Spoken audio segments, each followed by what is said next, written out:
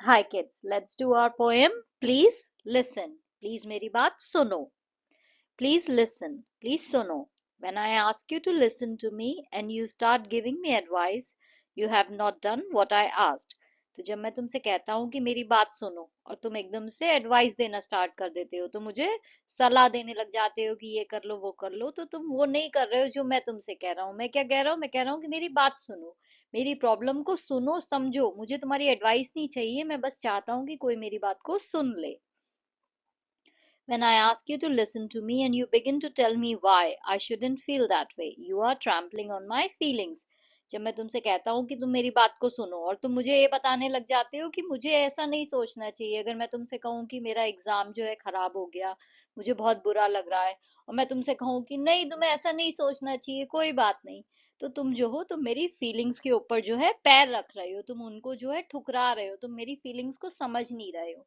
अगर तुम उसे उसके बदले ये कहो कि ठीक है मैं समझता हूँ कि तुम्हारा पेपर खराब हुआ और तुम्हें बुरा लग रहा है, मुझे तुम्हारी बात समझ में आ रही है, तो वो बेटर होगा. बट तुम मुझे ये कहो कि नहीं तुम्हें नहीं ऐसा करना चाहिए, तो मुझे ऐसा लग रहा है कि तुम मुझे ही गलत ठहरा रहे हो. तुम ये कह रहे हो कि मैं ये जो फील कर रहा हूँ ये ही गलत है. When I ask you to listen to me and you feel you have to do something to solve my problem, you have failed me, strange as that may seem.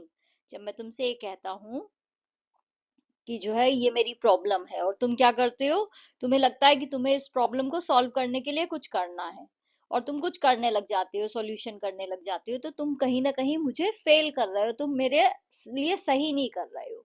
क्योंकि अगर प्रॉब्लम मेरी है तो सॉल्यूशन भी मुझे ही निकालना है, मुझे ही सब करना है. मैं तुम्हें सिर्फ इसलिए बता रहा हूँ क्योंकि मैं शेयर करना चाहता हूँ. क्योंकि कई बार ऐसा होता है जब हम प्रॉब्लम शेयर करते हैं, जब आप अपने दिल की बात किसी से कह देते हो तो कहते हैं ना कि हल्का लग रहा है, कितना अच्छा लग रहा है.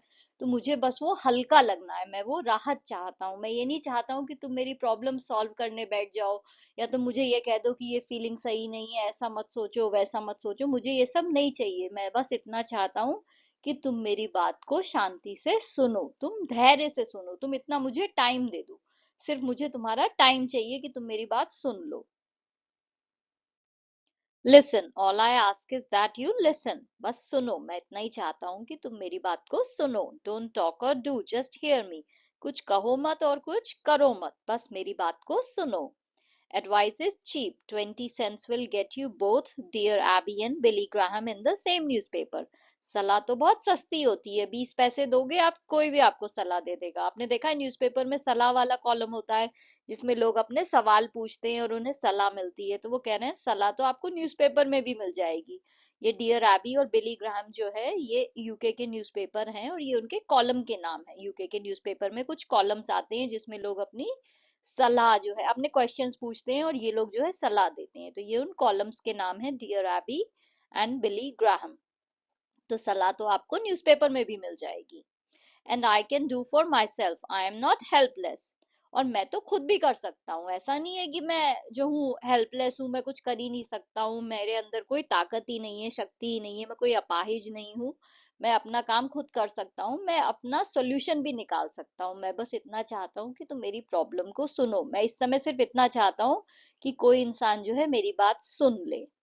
May be discouraged and faltering but not helpless. हो सकता है कि मैं जो हूँ निराश हूँ और मुझ में कुछ कमियां हूँ, पर ऐसा नहीं है कि मैं हेल्पलेस हूँ, ऐसा नहीं है कि मैं अपने लिए कुछ कर नहीं सकता हूँ. मैं कर सकता हूँ, मैं सोल्यूशन भी निकाल सकता हूँ, सब कुछ कर सकता हूँ, बट मैं इस समय थोड़ा सा निराश हूँ, इसलिए मैं चाहता हूँ कि तुम मेरी बात को सुन लो. When you do something for me that I can and need to do for myself, you contribute to my fear and inadequacy. जब तुम मेरे लिए कुछ ऐसा करते हो जो मैं खुद अपने लिए कर सकता हूँ, मुझे करना चाहिए अपने खुद के लिए, पर वो तुम कर देते हो, तो तुम क्या कर रहे हो, तुम मेरे डर को जो है बढ़ावा दे रहे हो. तुम ये जो फीलिंग है कि मैं ये काम नहीं कर पा रहा हूँ, इससे मैं डर रहा हूँ, तुमने मेरे लिए कर दिया, तो ऐसा नहीं है कि तुम मेरी मदद कर रहे हो. इससे तुम क्या कर रहे हो, तुम मेरे डर को और बढ़ावा दे रहे हो. तो इसलिए मेरा काम तुम मत करो, मैं अपना काम खुद कर लूंगा. But when you accept as a simple fact that I feel what I feel, no matter how irrational, then I can stop trying to convince you. पर जब तुम इस बात को मान लोगे, ये छोटे से फैक्ट को तुम मान लोगे कि मैं जो महसूस करता हूँ वो मैं महसूस करता हूँ, कितना भी इरेशनल हो, मतलब कितना भी वो इलॉजिकल चीज है। अगर मैं कह दूं मुझे अंधेरे से डर लग रहा है, या मुझे बाहर जाने से डर लग रहा है, बारिश मुझे पसंद नहीं है, तो ये कितने भी इलॉजिकल बातें हो, तुम्हें बस इतना मान लेना है कि ये जो है ये मेरी फीलिंग्स है और मेरी फीलिंग्स मेरी हैं।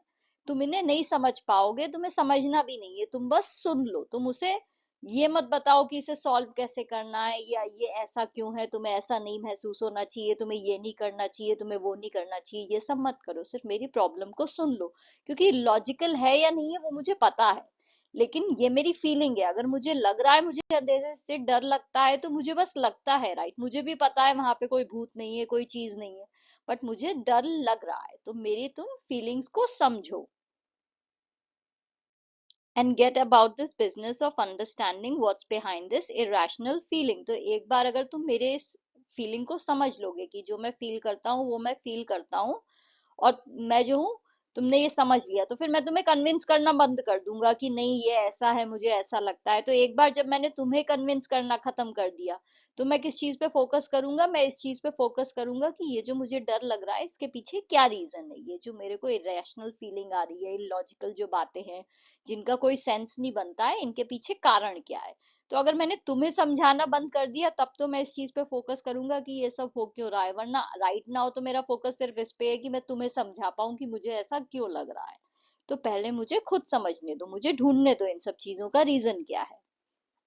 And when that's clear, the answers are obvious and I don't need advice। और जब ये सब चीजें क्लियर हो जाएंगी कि ऐसा इसलिए हो रहा था, वैसा इसलिए हो रहा था, तो जवाब जो है वो अपने आप ही क्लियर हो जाएंगे। तो मुझे किसी की भी सलाह की जरूरत तो होगी ही नहीं, क्योंकि सारे जवाब जो है वो अपने आप ही सामने आ जाएंगे।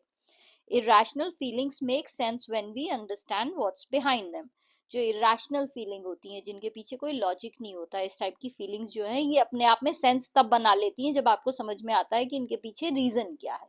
इनके पीछे बहुत सारे रीजन हो सकते हैं, आपको बस वो रीजन ढूंढने हैं। Perhaps that's why prayer works sometimes for some people, because God is mute and he doesn't give advice or try to fix things।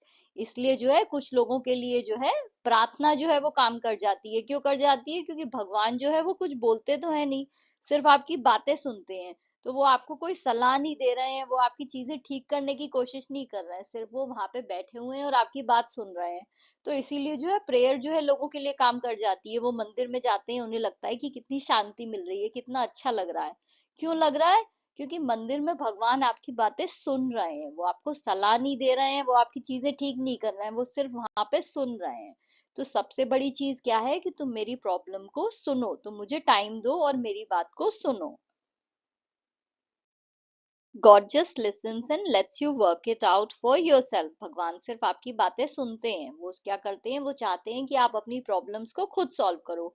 उन्हें पता है कि आप सॉल्यूशन निकाल लोगे, तो सिर्फ वो क्या कर रहे हैं, वो आपकी बातों को सुन रहे हैं। So please listen and just hear me. तो इसलिए जो है तुम सिर्फ मेरी बात को प्लीज सुनो और समझो। And if you want to talk, wait a minute for your turn and I will listen to you. और अगर तुम बात करना चाहते हो तो 1 मिनट के लिए रुक जाओ। जब तुम्हारी टर्न आएगी, जब मैं अपना बोलना बंद कर दूंगा, तुम्हारी टर्न आ जाएगी, तो मैं तुम्हारी बात जरूर सुनूंगा। तो अभी तुम मेरी बात सुन लो, जैसे ही मेरी बात खत्म होगी मैं तुम्हारी बात जरूर सुनूंगा। Now this is the appreciation of the poem, please listen. किसने लिखी है ये पोएम? लियो बुस्कैग्लिया ने। The poem Please Listen by Leo Buscaglia is a powerful plea for empathy and understanding। ये जो है ये बहुत ही जोरदार जो है प्रेयर है। इस किस चीज के लिए? कि आप जो है लोगों एक दूसरे को समझो, आप जो है एम्पैथी दिखाओ, यानी आप उनकी फीलिंग्स को समझो। सिंपैथी नहीं, एम्पैथी दिखाओ। एम्पैथी क्या होती है? जब जो है आप फील कर रहे हो वो जो दूसरा इंसान फील कर रहा है। सिंपैथी होती है जब आप किसी से सहानुभूति करो। एम्पैथी होती है जब आप उसकी फीलिंग को फील करो। The speaker expresses their frustration and hurt when they are not truly hurt by the person they are talking to। तो जो हमें ये कविता जो बता रहा है, वो स्पीकर जो है वो ये कह रहा है कि वो कितना फ्रस्ट्रेट हो जाता है और कितना दुखी हो जाता है जब लोग जो है उसकी बातों को सुनते नहीं है। They do not want advice, judgement और सोल्यूशंस। उन्हें जो है एडवाइस नहीं चाहिए, जजमेंट नहीं चाहिए कि आप बताओ ये सही है ये गलत है, सॉल्यूशंस भी नहीं चाहिए। They just want someone to listen and accept their feelings and valid. वो बस इतना चाहते हैं कि कोई उनकी बातों को सुने और ये समझे कि जो उनकी फीलिंग्स हैं वो सही है, वो जायज है। ऐसा नहीं है कि मैं ये जो फील कर रही हूँ ये गलत है। आप ये नहीं कह सकते हो कि मेरे एग्जाम में कम मार्क्स आए तो मैं गलत है कि मैं दुखी फील कर रही हूँ। मेरे दुख को समझो, सलाह मत दो, सिर्फ मेरे दुख को समझो, दुख को गलत मत कहो। ये नहीं कह सकते हो आप कि नहीं ये जो तुम फील कर रहे हो ये सही नहीं है, क्योंकि दुनिया में पास फेल तो लगा रहता है, पास फेल लगा रहता है, मुझे पता है, बट मेरी फीलिंग भी अपने आप में जायज है। The speaker argues that irrational feelings make sense when we understand what's behind them, and that listening is the first step to helping someone who is struggling. तो जो स्पीकर है वो ये कह रहा है कि ये जो इरेशनल फीलिंग्स होती हैं, जो इलॉजिकल फीलिंग्स होती हैं, ये सेंस बनाती हैं जब आप इनके पीछे के कारण को समझ लेते हो। तो इसलिए जो है सबसे पहली स्टेप क्या है कि आप मेरी बात को समझो। अगर आपको किसी की मदद करनी है तो सबसे पहले क्या करना है, उसकी बात को सुनो, सीधे मदद नहीं करो। सिर्फ आपने देखा कि अरे उसे ये चाहिए कर देते हैं, उसके लिए कर देते हैं, नहीं, उसकी बात को पहले अच्छे से सुनो। The poem uses simple language and repetition to convey the speaker's message and emotion. तो poem जो है बहुत ही simple language में है और उसमें बातें जो है बार बार repeat हो रही हैं ताकि आप speaker के message को समझ सको. The poem also challenges the common assumption that listening is a passive act and shows that it is an active and respectful way of supporting someone. तो ये जो कविता है ये इस बिलीफ को भी चैलेंज कर रही है कि लोग समझते हैं कि सुनना तो एक पैसिव एक्ट है, यानी कोई एक्टिवली आप किसी की मदद नहीं कर रहे हो, बस सुन ले रहे हो, उससे किसी का क्या भला हो जाएगा। ये सही नहीं है। सुनना ही सबसे बड़ा जो है, सबसे इंपॉर्टेंट काम है। सबसे पहली चीज है कि आप उसकी प्रॉब्लम को सुनो। कितने लोग दुनिया में हैं जो जो है अपनी बातें कहना चाहता है बट कोई उनकी बातें सुनने को तैयार नहीं है। तो सबसे पहली चीज होती है कि आप किसी की बात को सुनो। The poem appeals to the reader's sense of compassion and invites them to reflect on how they listen to others and themselves. तो ये कविता जो है ये हमें ये बताना चाह रही है कि हम खुद अपने आप में झांक के देखें कि हमारे खुद के अंदर कितनी दया है, कितना करुणा है और हम कितना लोगों की बातों को सुनते हैं। आप खुद इस बात को देखो कि जब दिन भर में कुछ बातें होती हैं, कोई आपके पास आता है, आपका फ्रेंड आया, आपका कोई फैमिली का आया, तो वो जब आपसे अपनी प्रॉब्लम कह रहा है तो आप कितना उसकी बातों को सुन रहे हो, ये देखो आप। क्योंकि अगर आप उसकी बातें सुन नहीं रहे हो तो आप उसकी प्रॉब्लम सॉल्व भी नहीं कर सकते हो और उसे सॉल्यूशन चाहिए भी नहीं। वो सबसे पहले चाहता है कि आप उसकी बातों को सुनो। तो बहुत जरूरी है कि आप इस बात को ध्यान रखो कि जब भी कोई आपके पास आए अपनी प्रॉब्लम लेके, आप उसकी बातों को सुनो। Rhyme scheme क्या है इस पोएम में? There is no rhyme scheme. It is a free verse that does not follow any regular pattern of rhyme or rhythm. Figure of speech कौन सी use हुई है? The poem uses repetition as a figure of speech to emphasize the speaker's request and frustration. The phrase "when I ask you to listen to me" is repeated 6 times in the poem, followed by different examples of how the listener fails to do so. The word listen is also repeated 9 times in the poem, highlighting the speaker's main desire and need. Thank you for watching. If you liked the video, please like, share and subscribe the channel. Thank you.